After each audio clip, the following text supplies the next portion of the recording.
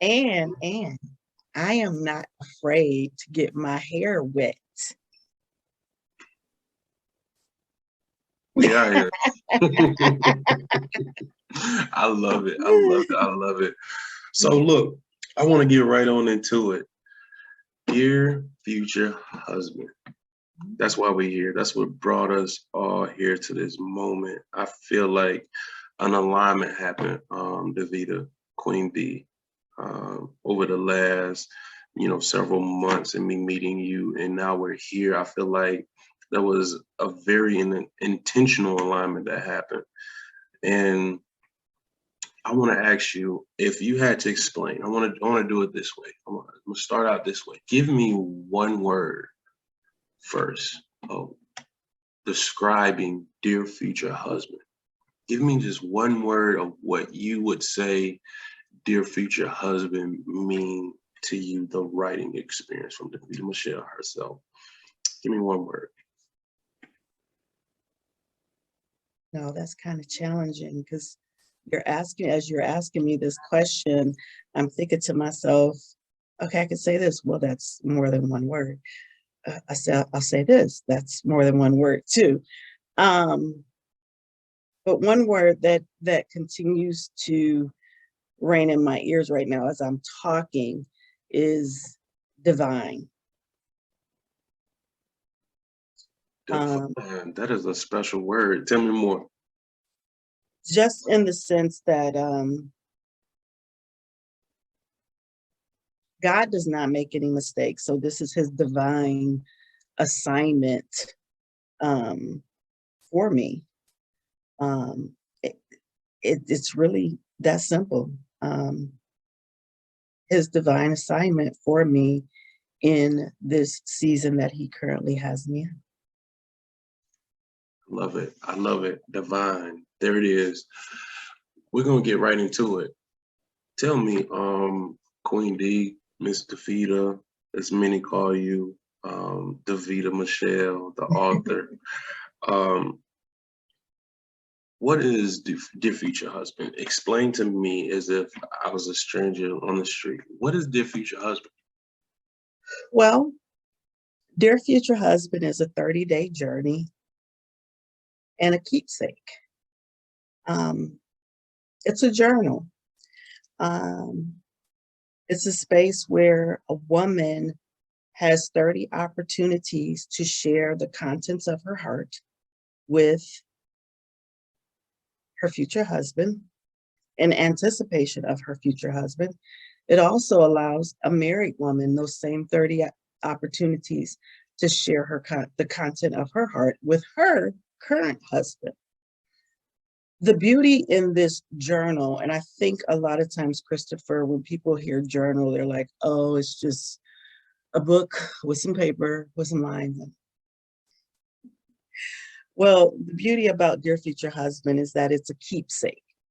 The term keepsake is very important and crucial when you look at this journal because this is something that you want to keep for the rest of your life. Meaning, after the young lady, I won't say older woman, she's a young lady as well, takes this 30-day journey and share the contents of her heart, whether it's, her sad moments, her exciting moments, things that she would like to see in the future of her current marriage, things that she, sees in her husband that he may not see in himself. Or for the single woman, things that she desires him to be. It could be a dream that God may have they may have had, and they it could have been about their future husband, and they want to share that with them. They don't want to, take the chance of forgetting. We can forget dreams in the drop of a hat, or they think that they might remember, but they can take those moments, those thoughts, those experiences, and write them in letter form in this journal. And when you go through your 30-day journey, and it doesn't have to be 30 consecutive days, but when you complete this, um, if you're married already, you just package this up like a little gift. And if any of you have followed me and seen the things that I've shared, for those people who ordered signed copies, um, they got a gift. That was part of the benefit of getting a signed copy, not just my signature, not just a message from me directly, but I wrapped it as a gift. And that's the same exact thing that you would want to do for your husband or future husband in gifting it to him. If you're married, you create a nice romantic evening, whether it's dinner or whatever, and present it. And the same thing with the woman that is waiting for her husband. When he arrives, you got something for him. You have something for him. So that's pretty much dear future husband. There's Mm-mm. more to share, but that's Oh, I that's know that's a it. little bit. I know it. I know how purpose and intention works. There's so much more. I want to go to something that I heard in earlier you speaking. You said it's an opportunity. Yes. You said it is an opportunity for a woman to share 30 moments or intentional entries to her future husband. I Yes. don't know if people really understand, Ms. DeVita, how powerful that is. Could you please just like go a little bit deeper as it pertains to where did this come from? Why did this come about? I want to know, how did DeVita Michelle come to the place of this very intentional experience that she's creating a voice. This is a voice, y'all. I'm listening to her. I hear her. She's created an opportunity to put a voice inside of marriages and relationships, right? And marriages that will ultimately push us all forward to a place. So I want to know why. Where did this come from? So for some people, they'll be like, aha, I get it. For some, they're like, I don't know. But ultimately, for me and in my faith and my relationship, this project came straight from God. Um, and that earlier this year, um, I had made a decision that no matter what, whether God brought my husband to me on this side of heaven or not, whether it happened for me or not, I would be okay. I was resolved with it. I would not find myself in a place of praying, begging, and pleading, but I would just be resolved that God knows exactly what's best for me. And if it was to wait, then I would wait. If it was for him to, appear in some way, shape, or form, then he would then appear. So when I came to that resolve during my prayer time and quiet time with God, he started giving me these little downloads relative to my future husband. And I would always have my phone near because I would use oftentimes the Bible app on my phone. And when I would get these downloads, I would jot them inside my notes section on my phone. And on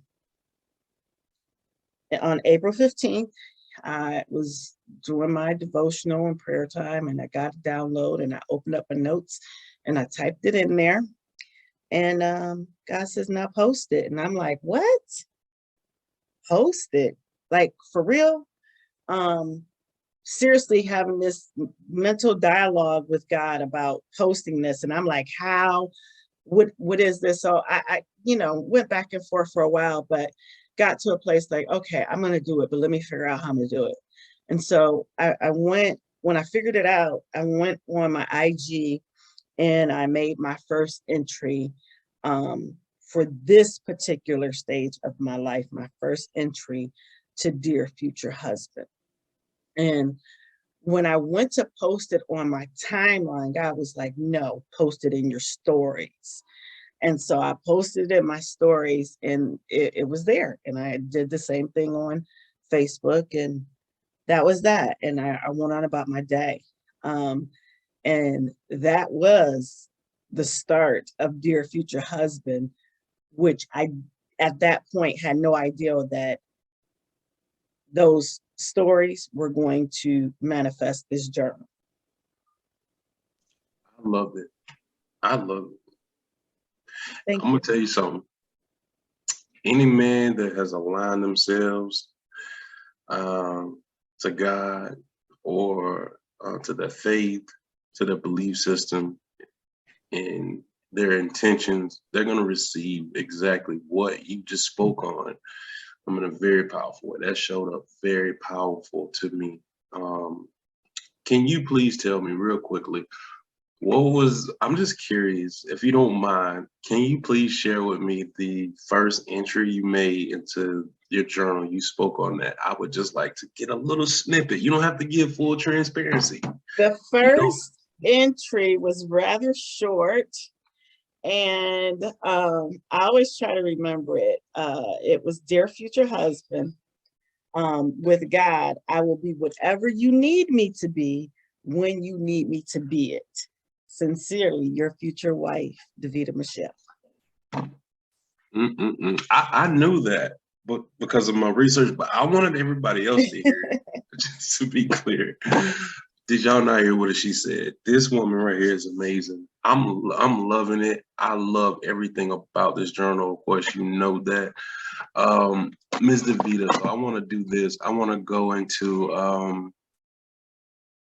who who do you see as inspiration, or let me ask it this way: when it comes down to interpersonal experiences, personal experiences outside of the spiritual aspect, I just want to kind of maybe shed light on the people who have maybe affirmed you, influenced you, and not knowingly know that they did it in that way. We've had this conversation, but I want to just like maybe shine light on how much impact external factors and where you currently were in a lot of these moments, how they influence the purpose of this book. And while she gathered her answer on that, I just want to show y'all, like, she's not kidding.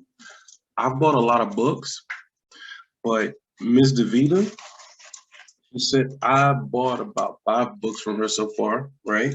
I'm gonna show y'all. I bought 5. I've given one to my sister, one of my sisters who is married. And this isn't for people that just want to be married or upcoming in marriage. This is for people who are currently married, right? And you may want to step back and be very intimate and intentional in the words that you give your husband moving forward.